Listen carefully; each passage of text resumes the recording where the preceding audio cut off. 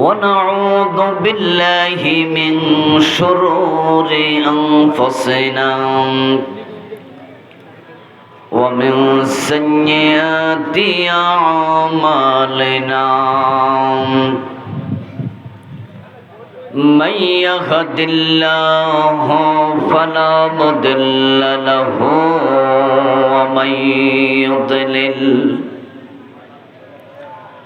ومن يضلل فلن تجد له وليا مرشدا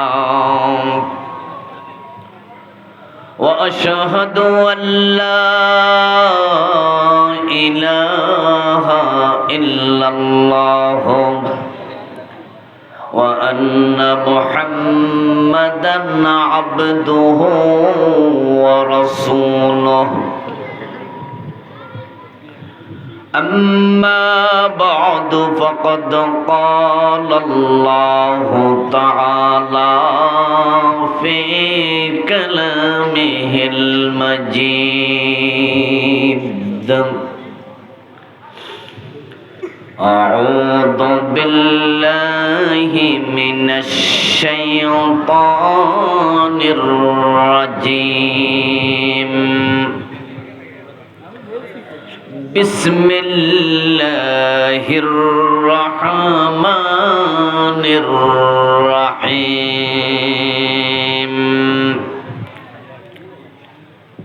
من كفر بالله من بعد إيمانه إلا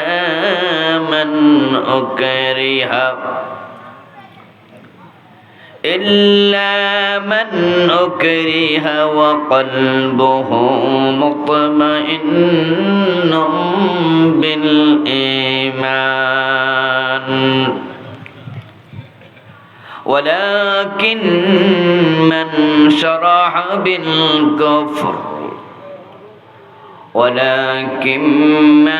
شرح بالكفر صدرا فعليهم غضب من الله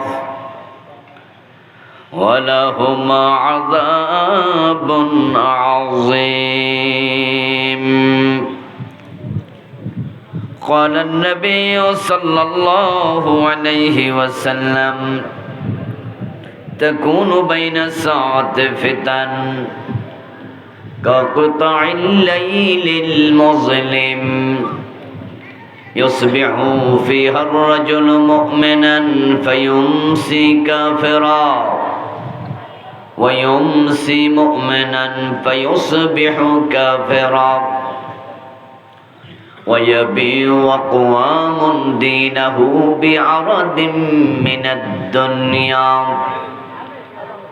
أو كما قال النبي عليه الصلاة والسلام সকলে মেহেরবানি করে দুরূদ শরীফ পড়ুন আল্লাহুম্মা সাল্লি আলা মুহাম্মাদিন ওয়া আলা আলি মুহাম্মাদ কামা সাল্লাইতা আলা ইব্রাহিম ওয়া আলা আলি ইব্রাহিম ইন্নাকা হামিদুম মাজিদ اللهم بارك على محمد وعلى آل محمد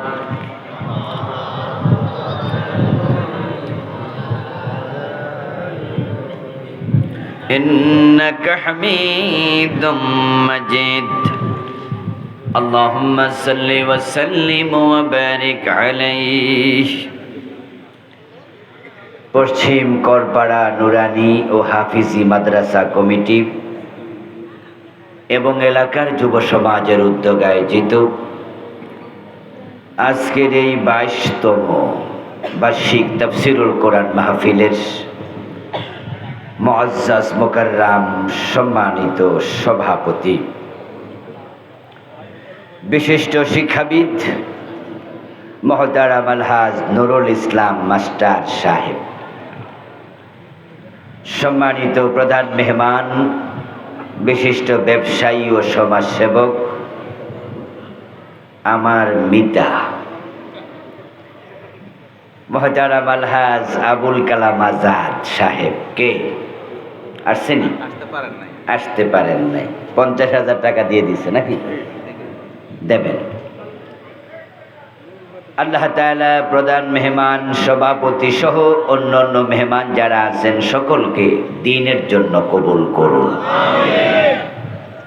আমার আগে কোরআন এবং সুন্নাহ থেকে চমৎকার আলোচনা করেছেন তরুণ মুফাসসির কোরআন মুহতারাম মাওলানা কারি আব্দুল মান্নান হাফিজাহুল্লাহ, মুহতারাম মাওলানা খাদেমুল ইসলাম মাওলানা নিজামুদ্দিন মোল্লা সাহেব সহ অন্যান্য সম্মানিত আলোচকবৃন্দ, উপস্থিত হযরত উলামায়ে কেরাম, ইসলাম প্রিয় তৌহিদি জনতা, পর্দার অন্তরালের সতী সাধবী, সম্মানিতা মা ও বোনেরা, প্রিয় দিনী ভাইয়েরা, কেমন আছেন আপনারা?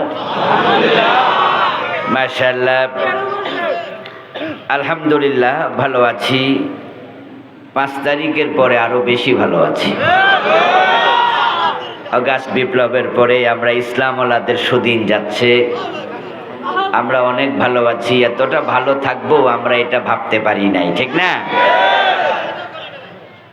আগস্টের 5 তারিখের পরে বাংলাদেশে কোনো আলেম গ্রেপ্তার হয়েছে এটা আমরা শুনি নাই, কিন্তু এর আগে এমন কোনো মাস, এমন কোনো দিন ছিল না যেদিন 2-1 জন আলেমের গ্রেপ্তারের খবর শোনা যেত না। বিগত 15.5 বছর আমরা দুঃসময় পার করেছি। আল্লাহর বড় দয়া, আল্লাহর বড় করুণা আমাদের উপরে। এখন ইসলামওয়ালারা, ডানপন্থীরা ভালো আছে, ঠিক না? এখন দুঃসময় যাচ্ছে বাম এবং রামদের। হাসানুল হক ইনু, রাশেদ খান মেনন এবং দরবেশ বাবা, ওদের দুঃসময় যাচ্ছে। এটা আল্লাহর কোরআনের কথা, তিলকাল আইয়াম নুদাবিলুহা বাইনান নাস। আল্লাহ তাআলা বলেছেন এই কোরআনে, আমি মানুষের মাঝে দিন আবর্তিত করি। আজকে আপনি ছেলে, কালকে হবেন বাবা। আজকে যে আচরণ করছেন, আপনি বাবা হলে সে আচরণ ফিরে পাবেন, ঠিক না? কামা তাদিনু তুদান, যেমন কর্ম তেমন ফল। ইন্নাকা লা তাজনি মিনাশ শাউকিল ইনাবা। আপনি কাঁটাওয়ালা গাছ রোপণ করলে আঙ্গুর ফল হবে না, আম গাছ থেকে জাম হয় না। যারা 15 বছর জুলুম করছে তারা ভালো পাবে না, তাদের জুলমের পরিণতি ভোগ করছে এবং করতেই হবে। এটাই নিয়ম, এটাই স্বাভাবিক। আল্লাহ তাআলা আমাদের উপর করুণা করলেন, তিনি বড় দয়া করলেন। আমরা তো টেনশনে পড়ে গিয়েছিলাম যে এই রাত বুঝি আর পোহাবে না। আমরা ফিলিস্তিন দেখে ভয় পেয়েছিলাম। সে দ্বিতীয় বিশ্বযুদ্ধের পর থেকে আজকের এদিন পর্যন্ত ফিলিস্তিনের রক্ত শুকাচ্ছে না। প্রায় 100 বছর, 1 শতাব্দী কয়দিন পরেই হবে। 100 বছরের মতো সময় ফিলিস্তিনের মুসলমানরা শুধু রক্তই দিচ্ছে। কাশ্মীরের দিকে তাকান, 47 দেশ বিভক্ত হওয়ার পরে 2024 পর্যন্ত কাশ্মীরের মুসলমানদের রক্ত শুকাচ্ছে না। মিশরের দিকে তাকান, মিশরে হোসনি মোবারকের আগে জামাল নাসের, জামাল নাসেরের পর থেকে হোসনি মোবারক হয়ে আজকের সিসি পর্যন্ত 50 বছরের বেশি সময় ইসলাম পন্থীদের রক্ত শুকাচ্ছে না। ওদিকে তাকিয়ে মাঝে মাঝে পার্সোনালি আমিও অনেকটা হতাশ হয়ে যেতাম। বাংলাদেশে জানি কত রক্ত আরো দিতে হয়। মাঝে মাঝে বলেছি, মাতা নাসরুল্লাহ, আল্লাহ তোমার সাহায্য আর কোথায়, কত দূর। কিন্তু শাহজালালের বাংলা, শাহ মাখদুমের বাংলার প্রতি বোঝা যায় আল্লাহর দরদ অনেক বেশি। আমাদের রাত আরো দীর্ঘ হতে পারত, কিন্তু আল্লাহ তাআলা ১.৫ যুগ যেতে দেননি, 18 বছর যেতে দেননি। 15 বছরের ভিতরে আল্লাহ তাআলা আলেম ওলামাদের মাথা উঁচু করে আবার নিশ্চিন্তে, নির্বিঘ্নে, নিঃসংকোচে, নির্দ্বিধায় কোরআনের কথা বলার পরিবেশ করে দিয়েছে। গত 15-16 বছর কোরআনের মাহফিল তাদের অনুমতি ছাড়া হতে তারা দিত না। ছোটখাটো মাহফিলের জন্য তাদের কাছে যাওয়া লাগতো। টেউনুর কাছে যাও, ওসির কাছে যাও, নেতার কাছে যাও, জুতার তলা ক্ষয় হওয়ার উপক্রম হতো। তারপরেও অনেকের অনুমতি মিলত না, মাহফিল চলাকালে বন্ধ করে দিয়েছে, এমন নজিরও ছিল। যাদেরকে অনুমতি দিত 1 ডজন শর্ত, এটা বলা যাবে না, ওটা বলা যাবে না, তারা পারলে কণ্ঠটাই চেপে ধরতো, ঠিক না? ফ্যানটা আমার দিকে ফিরবে, ধরবেন না ফ্যানটা, ওদের কথা শুনবেন না, কথা আমার শুনবেন। ওরা তো মাইকের স্বার্থ দেখে, হুজুর গাইম্মা মরে যাক, অসুবিধা নেই। বুদ্ধি থাকলে ফ্যান ওই দিক থেকে দিত, তাহলে ফ্যানে আওয়াজ হতো না। যেহেতু দেও নাই, এখন মাইক যা হয়। মাহফিলের মাঝখানে আর ফ্যান যেন না রবে, আমার দিকে থাকে। কি আপনাদের নোয়াখালী কি শীতকাল আইছে নাকি? গরম তো লাগে, ঠিক না? আর যে কথা বলে তার তো আরো বেশি গরম লাগে। দেখছেন না, আমার দুঃখ হেরা বুঝছে, মাইক ওলা বুঝে না। হ্যাঁ, ইশারা দিছে মাইক ফ্যান সরাই দেওয়া হুজুর। আচ্ছা, যারা বাহিরে দাঁড়াইয়া আছে ওরা কিন্তু কষ্ট পাচ্ছে, আপনাদের ফাঁকা আছে। আপনারা একটু হেসান করেন না ভাই, আপনারা একটু ফাঁকা জায়গা একটু দয়া করে একটু ফিল আপ করে ফেলেন। আমরা আলোচনা শুরু করলে যেন মাঝখানে আর কথা বলা না লাগে। একটু হেসান করবেন, একটু দয়া দেখান প্লিজ। একটু আপনার জায়গাটা আপনি ফিল আপ করেন। এই যে ভাইয়ের অনেকে দাঁড়িয়ে আছে, ওনারা বসে যাক, একটু সুযোগ করে দেন ভাই, স্বার্থপর হবেন না। একটু জিকির করুন, লা ইলাহা ইল্লাল্লাহ। ভাই এই ফাঁকা জায়গা রয়েছে, আমরা আপনি লড়েন নাই তো, ফাঁকা হয়ে লাভ কি হলো? কিরে ভাই, ওরা কি উড়াল দিতে পারবে না তো? এসে আপনারা আগালে পিছনে ফাঁকা হবে। যার সামনে ফাঁকা সে দয়া করে আগে যান। লা ইলাহা ইল্লাল্লাহ, লা ইলাহা ইল্লাল্লাহ মুহাম্মাদুর রাসূলুল্লাহ। আমি বলতেছিলাম,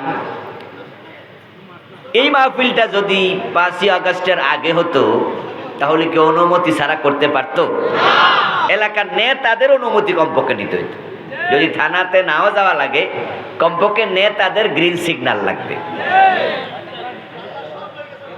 কিন্তু দেখেন, যারা আমাদেরকে এইভাবে অনুমতির জাতাকলে পৃষ্ঠ করেছে, আমাদেরকে পদপিষ্ঠ করার মতোই তারা অনুমতির জাতাকলে পিষ্ট করেছে। আচ্ছা, আপনারা বলুন তো, জমিনের মালিক কি তারা নাকি আল্লাহ? আচ্ছা, জমিনে আলেমরা কথা বলে কার? কোরআন কার কালাম? তো জমিন আল্লাহর, কোরআন আল্লাহর। আল্লাহর কোরআনের কথা আল্লাহর জমিনে বলতে তাদের অনুমতি নিতে হবে, এটা তো বড় জুলমের কথা, ঠিক কিনা? বাড়ি আপনার দখল করলাম আমি, এটা কি হয়? জমিন আল্লাহ, তারা দখল করে কেমনে? 2007-এর আগে, 6-এর আগে, 71 থেকে এই দীর্ঘ সময় মাহফিল করতে সচিব, ডিসি, এসপি, টিওনো, ওসি, ওদের অনুমতি লাগবে। 2007-8-এর আগে মানুষ এটা জানতই না, প্রয়োজন ছিল না, তারা এসে এটা আইন করছে। আলহামদুলিল্লাহ, তাদের চলে যাওয়ার পরে 5ই আগস্টের পর থেকে যত মাহফিল হয় তাদের করে যাওয়া আইন নিজে নিজে স্থগিত হয়ে গেছে। এখন অনুমতির কোনো প্রয়োজন আর হয় না। আল্লাহর এই জমিনকে কোরআনের জন্য উন্মুক্ত করেছেন কে? আল্লাহ। এটা আমাদের প্রতি আল্লাহর দয়া, আলহামদুলিল্লাহ। আর যারা আমাদের কণ্ঠ চেপে ধরেছে, আল্লাহ তাদের উপর এতটাই রাগ করলেন, তাদেরকে দেশে থাকতে দিলেন না, পালাতে বাধ্য করলেন। এমন ভাবে পালাতে বাধ্য করলেন যে নিজের রান্না করা খাবার খেয়ে পালাতে পারে নাই। তাদের আত্মীয়, তাদের নিয়োগ করা সেনাবাহিনীর প্রধান বলে, ম্যাডাম 45 মিনিটের বেশি কিন্তু নাই, তাড়াতাড়ি পালান। 805 বছর আগে বাংলাদেশের ইতিহাসে আরেকজন ব্যক্তি পালাইছিল, যার নাম লক্ষণ সেন। সে তার রাজপ্রাসাদের পিছনের দরজা দিয়া পালিয়ে গিয়েছিল তার প্রাসাদ ছেড়ে। 805 বছর পরে এবার আরেকজন পালাইছে। তিনি লক্ষণ সেন না হলেও লক্ষণ সেনের বন্ধু বান্ধবদের কাছে গিয়ে পালাইছে, ওদের কাছে আশ্রয় নিয়েছে। আমরা ছাত্র জীবন থেকে মিছিল শুনে আসছিলাম, স্লোগান শুনছিলাম, চশমাওয়ালা বুবু যান, বাংলা ছেড়ে ভারত যান। এই মিছিল যে কবুল হয়ে যাবে দোয়া হিসাবে এটা ভাবি নাই, কিন্তু এবার দেখি এটা দোয়া হিসাবে কবুল হয়ে গেল। আচ্ছা, এইভাবে পালানোর প্রয়োজনটা কি ছিল, কারণ কি ছিল? কারণ যারা আন্দোলন করেছে তারাও তো বলেনি আপনি পালান। তাদের দাবির মাঝে ছিল নাকি এটা? তারা বলেনি। এই দেশের আপামর জনতা চায়নি উনি পালাক। এই যে দরবেশ বাবা দাড়ি মারি কামাইয়া পালাইতেছিল, আচ্ছা উনি পালাক আমরা কোনোদিন বলছি? ছাত্ররা বলেছে নাকি যে দরবেশ বাবা পালাই যান? বলছে? তো দাড়ি মারি কামাইয়া পালায় কেন, হেলিকপ্টারে পালায় কেন? এর পিছনে কিন্তু কারণ আছে। আল্লাহ তাআলা কোরআন মাজিদে সে কারণ বলেছেন। কোরআন এমন এক কিতাব যেটা কখনো পুরাতন হবে না, এটা চির সতেজ, চির যৌবনা, সবসময় নতুন থাকবে। সুবহানাল্লাহ পড়ে। এটা যোগের সাথে মিলতে থাকবে।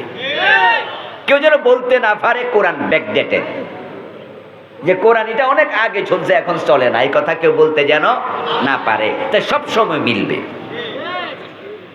উনারা পালানোর পিছনে কারণ আল্লাহ কোরআনে বলেছে। কারণটা আল্লাহর ভাষায় হলো ইন্নাহু লা ইউফলিহুজ জালিমুন। আল্লাহ বলছে নিশ্চয়ই জালেমেরা কখনো সফল হবে না। এবার আপনারা বলুন তো, গত 15 বছরে তারা কি জুলুম করে নাই? অল্প না বেশি? 5ই মে শাপলা চত্বরে এদেশের হাজারকে গুলি করে তারা পাখির মতো কাউকে মেরেছে, কাউকে আহত করেছে, ঠিক কিনা? আচ্ছা, শাপলা চত্বরে যে আলেমরা, হেফাজতের লোকেরা একত্র হয়েছিল, তাদের যে 9 দফা দাবি ছিল, কি 9 দফা নাকি 11 দফা? হ্যাঁ না 13 দফা? কয়টা? আচ্ছা, এই যে 11 দফা দাবি, সেখানে কি সরকারের পদত্যাগ চাই এরকম বড় দাবি ছিল? তো গুলি করতে হবে কেন? এই কথাগুলো আমি শুরুতে কেন বলছি একটু পরে বলে আমি মূল আলোচনায় ঢুকে যাব। এই কথাগুলো বলার কারণ খুব ঝাড়া নয়। এই কথাগুলো বলার কারণ এখানে আমাদের জন্য শিক্ষণীয় আছে না নাই? এই ঘটনা আমাদের শিক্ষা নিতে হবে। আমার বন্ধু দেখুন, যারা 11 দফা 12 13 দফা কয় দফা আমি ভুলে গেছি, হেফাজতের লোকেরা এসেছিল দাবি নিয়ে, তারা বলে নাই সরকারের পদত্যাগ চাই। তারা বলেছিলেন 1 নাম্বার দাবি সংবিধানে আল্লাহর উপর আস্থা এবং বিশ্বাস পুনঃস্থাপন চাই। বাংলাদেশের সংবিধানে ছিল আল্লাহর উপর আস্থা এবং বিশ্বাস, সংবিধানের মূলনীতি। 4টা মূলনীতির মাঝে এটা একটা ছিল। এই সরকার ওই মূলনীতিটা বাদ দিছে। আপনারা যারা ইসলাম মানেন, ঈমান আছে এমন প্রত্যেকটা মানুষ জবাব দিবেন যে দিবেন না, ঈমানের দাবি করা আপনার জন্য অমূলক। ঈমান যার আছে আপনি জবাব দিবেন হ্যাঁ না, যেটা ভালো লাগে দিয়েন। সেটা হচ্ছে আল্লাহর উপর আস্থা এবং বিশ্বাস দরকার আছে না নাই? এটা কোনো দলীয় দাবি, এটা সকল মুসলমানের দাবি, ঠিক কি না?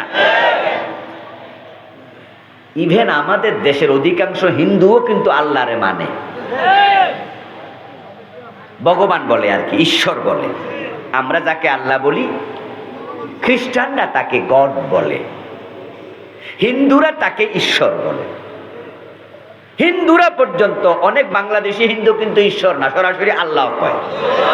এমন অনেক হিন্দু আমি দেখেছি, দাদা কেমন আছেন, আল্লাহ ভালো রাখছে, অথচ হিন্দু। যেমন আপনারা দেখেন নাই? তাহলে আল্লাহর উপর আস্থা এবং বিশ্বাস পুনঃস্থাপন, এটা কি রাজনৈতিক দাবি? তো গুলি করতে হবে কেন হুজুরদেরকে? গুলি করতে হবে কেন? আমার বন্ধু, এটা জুলুম। এই মানুষগুলো শাপলা চত্বরে গেল, প্রধানমন্ত্রী তখন বললে পারতেন, হুজুরেরা আপনারা 8-10 জন বঙ্গভবনে, গণভবনে আসেন, আপনাদের চায়ের দাওয়াত, কি কি দাবি আছে আমার কাছে একটু লিখিত দিয়ে যান। আমি তো একা দেশ চালাই না, আমার মন্ত্রী পরিষদ আছে, উপদেষ্টা মন্ডলী আছে, দলের সভাপতি মন্ডলী আছে, দলের স্টিয়ারিং কমিটি আছে, আমার এমপিরা আছে। আপনারা দাবিগুলো লিখিত দিয়া যান, এক কাপ চা খাইয়া যান, এগুলো আমি বিবেচনা করব, করে যা বাস্তবায়ন করা দরকার আমি ওয়াদা দিলাম করব। তাহলে তো হেফাজতের হুজুররা সবাই বাড়ি চলে যেত, কোনো ঝামেলা হওয়ার কথা না। কিন্তু তিনি দাওয়াত দিলেন না, বরং গুলি চালাতে বললেন।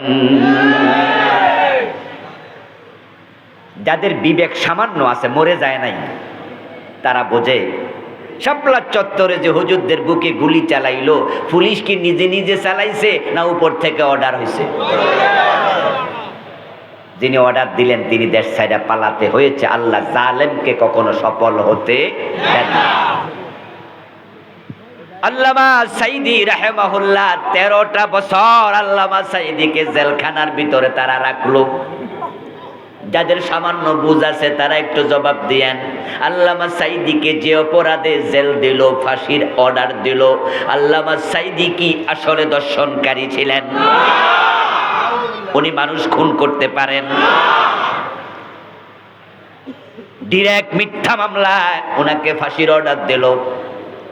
যখন দেখা গেল অনেক মানুষ রাস্তায় নেমেছে, গুলি করে 100-র উপরে মেরে ফেললো। তারপর সরকার ভাবলো ফাঁসির অর্ডার তো দিলাম, কার্যকর করবো কেমনে? অর্ডার শুইনা যদি 100-র উপরে গুলি করে মারা লাগে, রাস্তা ব্লক, গাছপালা কাইটটা পাবলিক রাস্তা ব্লক করে দিয়েছে। যেদিন ফাঁসিটা দিমু সেদিন সামলামু কেমনে? তাই বেবি সিন্তু উনার ফাঁসিটা কমাইয়া আমরণ জেলখানা দিয়া দিল, আমরণ কারাদণ্ড, 13টা বছর জেল খাটলেন। আল্লামা সাইদির উপর এটা কি জুলুম নয়? ইন্নাহু লা ইউফলিহুজ জালিমুন। আমার আল্লাহ 1450 বছর আগে বলছে, শোনো, জালেমরা কখনো সফল হবে না।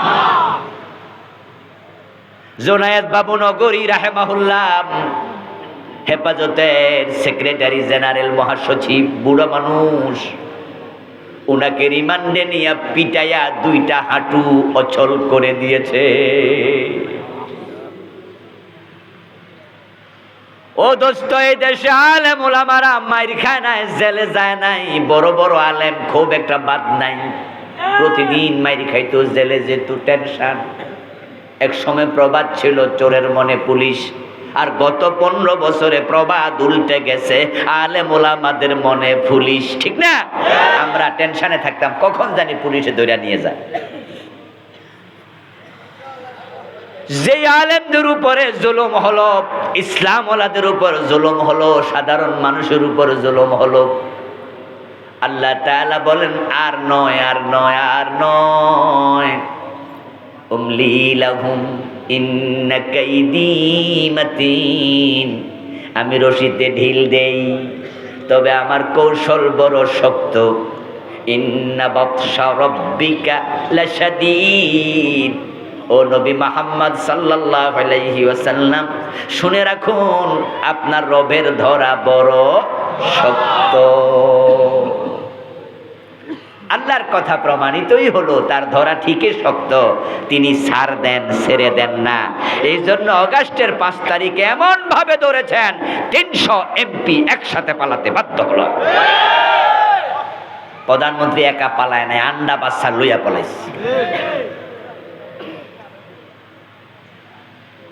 এবং তার বাবা, যিনি দেশের স্বাধীনতার স্থপতি, যিনি 7 মার্চের ভাষণ দিয়ে বলেছেন এবারের সংগ্রাম স্বাধীনতার সংগ্রাম, এবারের সংগ্রাম মুক্তির সংগ্রাম, ওই বঙ্গবন্ধুর প্রতি দেশের পাবলিকের একটা সফট কর্নার ছিল, পার্সোনালি আমারও ছিল। যে লোকটা দেশটা স্বাধীনতার জন্য অনেক কষ্ট করছে, এটা অস্বীকার করি না আমরা। জাতীয় নেতা বাংলাদেশে একজন রাজনীতিবিদের নাম লেখলো তার নামটা আসবে, কিন্তু গত 15 বছরের জুলমের কারণে দেশের মানুষ ওদের উপর এত রাগান্বিত হয়েছে, ওনার মূর্তিগুলার গলার মাঝে রশি লাগায়া টাইনা মাটিতে শোয়াইছে। শুধু শোয়ায় নাই, ভিডিওতে দেখলাম কিছু মানুষ মাথায় উঠে প্রস্রাব করে দিয়েছে। করেনি? আপনারা দেখেননি? এটা ওদের প্রাপ্য রেজাল্ট, তাদের উপর এটা আল্লাহর গজব। 15টা বছর তারা আমাদেরকে এই দেশের দ্বিতীয় শ্রেণীর নাগরিক বানিয়ে ফেলেছে। তারা জমিনের মালিক হয়ে গিয়েছিল, আমরা ভাড়াটিয়ার মতো ছিলাম। মনে হয় শ্বশুর বাড়িতে আমরা ঘর জামাই, আমাদের কোনো শিকড় নাই। তারা শ্বশুর পক্ষ হয়ে বসেছিল। এই জন্য আল্লাহ রেগে গেলেন, ক্ষোভ প্রকাশ করলেন যে না, আর সার নয়। এমন ধাক্কা দিলেন, এক ধাক্কায় সব শেষ। এখন বাংলাদেশের কোথাও দাঁড়াইয়া পরিচয় দেওয়ার সাহস করে না। গত 3 দিন 2 দিন আগে শাপলা চত্বরের দিকে যাইতেছিল, আবার সে 0 পয়েন্টে ফতে দইরা পিটনি খাইছে, ঠিক কিনা? জাতি এখন মাছ রাস্তায় উঠতে দেয় না। এখন পুরা বাংলাদেশ, টোটাল দেশের আবহাওয়াটা ইসলামের পক্ষে, ঠিক কিনা? কিন্তু হ্যাঁ, আমরা কিছু সমন্বয়হীনতা দেখছি। সরকার যারা চালাচ্ছে ডক্টর ইউনূসের নেতৃত্বে, তারা কিছু নতুন নতুন উপদেষ্টা নিচ্ছে। সেখানে আমরা কিছুটা সমন্বয়হীনতা দেখছি, অশনি সংকেত দেখছি। গতকালকে 3 জন শপথ করেছে, তার মাঝে একজন সিনেমার পরিচালক, নাটকের পরিচালক আছে, যিনি সরাসরি শাহবাগী নাস্তিকদের পক্ষে ভূমিকা রেখেছেন। যিনি সিনেমা বানান, নাটক তৈরি করেন, স্বামী স্ত্রী দুজনে মিলে এদেশের যুব সমাজ বিধ্বংসী, চরিত্র বিধ্বংসী কাজ করে যাচ্ছেন দীর্ঘদিন ধরে। এমন একজন সরওয়ার ফারুকী নামক ব্যক্তিকে উপদেষ্টা বানাতে হবে কেন? এই দেশে কি ডানপন্থী বুদ্ধিজীবীর আকাল যাচ্ছে, অভাব পড়েছে? আমরা ইউনূস সাহেবকে, ডক্টর ইউনূসকে বলতে চাই, এই জাতি আপনাকে সম্মানের সাথে এনে প্রধান উপদেষ্টার জায়গায় বসিয়েছে।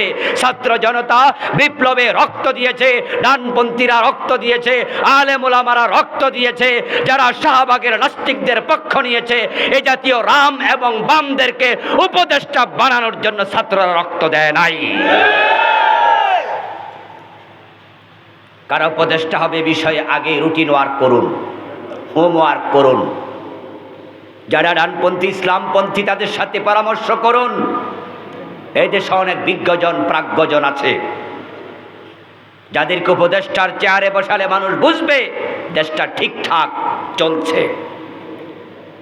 কিন্তু যদি এমন কেউ আসে যারা পতিত স্বৈরাচারের সাথে আগে সম্পৃক্ত ছিল, নাস্তিকদের সাথে সম্পৃক্ত ছিল, রাম বামদের পক্ষে ছিল, তাহলে ছাত্র জনতা প্রয়োজনে আবার বিপ্লবের ডাক দেবে, আর আমরা তাদের পক্ষ হয়ে প্রয়োজনে রাস্তায় আবার নামতে বাধ্য হব।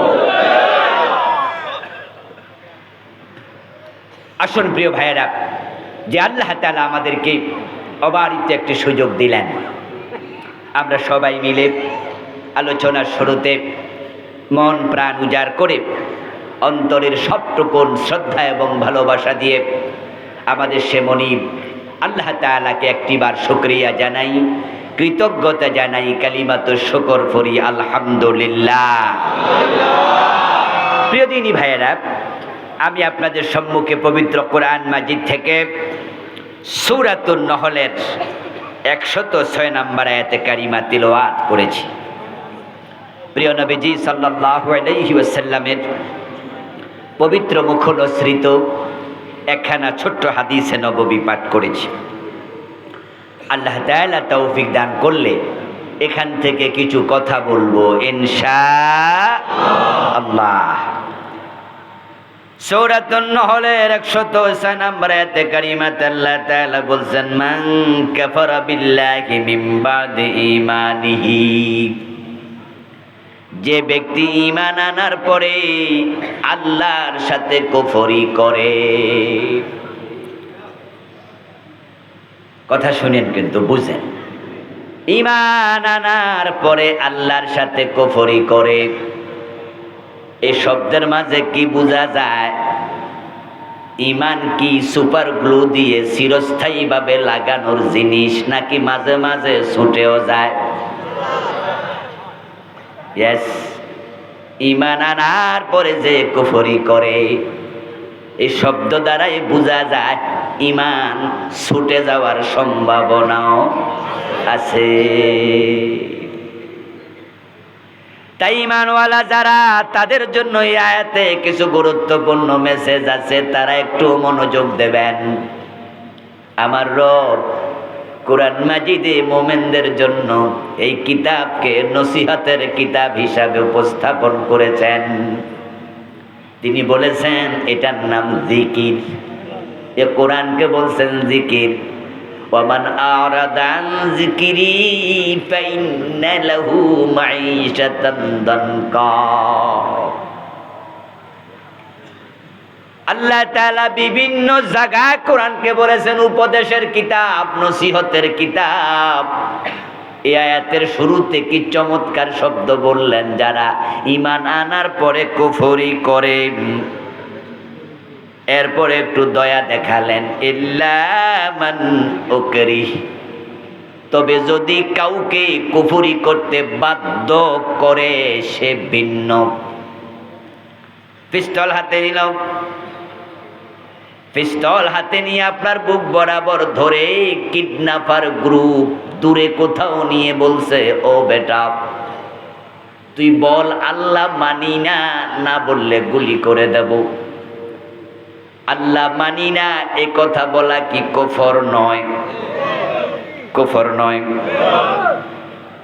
আল্লাহ বলে ওই টাইমে যদি জীবন বাঁচানোর জন্য এই লোকটা বলে আল্লাহ মানি না, তাহলে আমি আল্লাহ তাকে কাফের হিসাবে গণ্য করব না। ওয়া কলবুহু মুতমাইন্নুম বিল ঈমান, তখন আমি তার কলবের দিকে তাকায়া দেখব। মুখে বলছে আল্লাহ মানি না, কারণ পিস্তল ধরছে তো, না বললে গুলি করে দেবে, কিন্তু তখনও আমার এই বান্দার অন্তরে আমি আল্লাহ আছি। আল্লাহর দয়া কত দেখেন। ওয়া কলবুহু মুতমাইন্নুম বিল ঈমান, কলবে যদি থাকে ঈমান, তাহলে আমি আল্লাহ তার ব্যাপারে হিসাব নেব না। কিন্তু ওয়ালাকিন মান শারাহা বিল কুফর সাদরা, যে ব্যক্তি এ জাতীয় বিপদে পড়ে নাই, মুসিবতে পড়ে নাই, পিস্তল ঠেকায় নাই, জীবন ঝুঁকিতে পড়ে নাই, ইচ্ছা কইরা কুফরি করছে, ফাআলাইহিম গাদাবুম মিনাল্লাহ, তার উপর আল্লাহর গজব। নাউজুবিল্লাহ পড়েন। ওয়ালাহুম আযাবুন আযীম, যারা ইচ্ছা করে কুফরি করবে তাদের উপর শুধু গজব নয়, তাদের জন্য বড় আযাব জাহান্নাম প্রস্তুত আছে। এই হলো অনুবাদ। এই আয়াত কেন আলোচনায় আনছি, এবার ব্যাখ্যায় চলুন। আমার দোস্ত, লোভে পড়ে দুনিয়ায় পার্সোনালিটি, ব্যক্তিত্ব, আত্মসম্মানের কারণে কুফরি করবে, ক্ষমতার লোভে, অর্থের লোভে কুফরি করবে, শিরিক করবে, এমন মুসলমানের সন্তানও আছে। ও প্রিয় ভাইরা, যদি আপনি কুফরি করেন, ঈমান আনার পরে শিরিক করেন, আপনার উপর আল্লাহর গজব, আপনার জন্য জাহান্নাম। যদি আল্লাহর গজব থেকে বাঁচতে চাই, জাহান্নাম থেকে আমরা বাঁচতে চাই, তাহলে কোনোদিন কুফরি এবং শিরিক করা যাবে না। অথচ রাসূলুল্লাহ সাল্লাল্লাহু আলাইহি ওয়াসাল্লাম বলেছেন কিয়ামতের আগে কুফরি অনেক বেড়ে যাবে। আল্লাহর হাবিব বলছেন তাকুনু বাইনাস সাআতি ফিতান, কিয়ামত যখন আগাবে কিয়ামতের আগে ফিতনা বের হবে। আর তো আমাদের হালকা করে তাকুনু বাইনাস সাআতি ফিতানুন, কিয়ামতের আগে ফিতান হলো ফিতনার বহু বচন, অনেক ফিতনা বের হবে।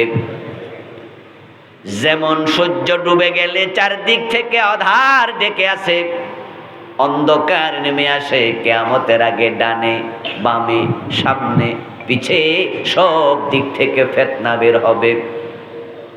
ওই ফিতনার সময় রেজাল্ট কি হবে?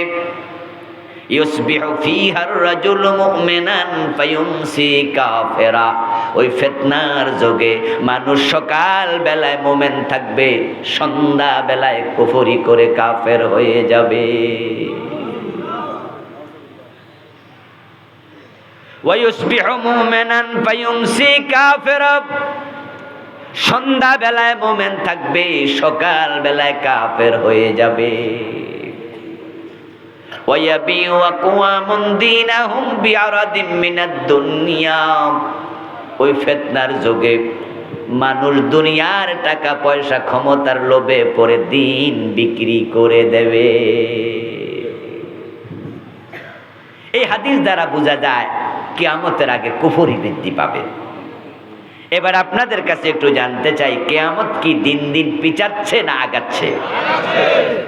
সবাই একমত তো? কিয়ামত কি আগাচ্ছে? তাইলে কুফরি কমবে না বাড়বে? আচ্ছা, কুফরি রাসূলুল্লাহর জামানায় কি ছিল না? শিরিক ছিল না? ওই জামানার তুলনায় এখন কি কমেছে না বেড়েছে?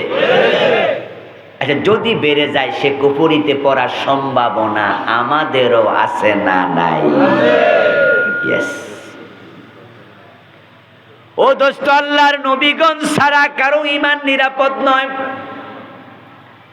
কারো ঈমানের কোনো নিশ্চয়তা নাই।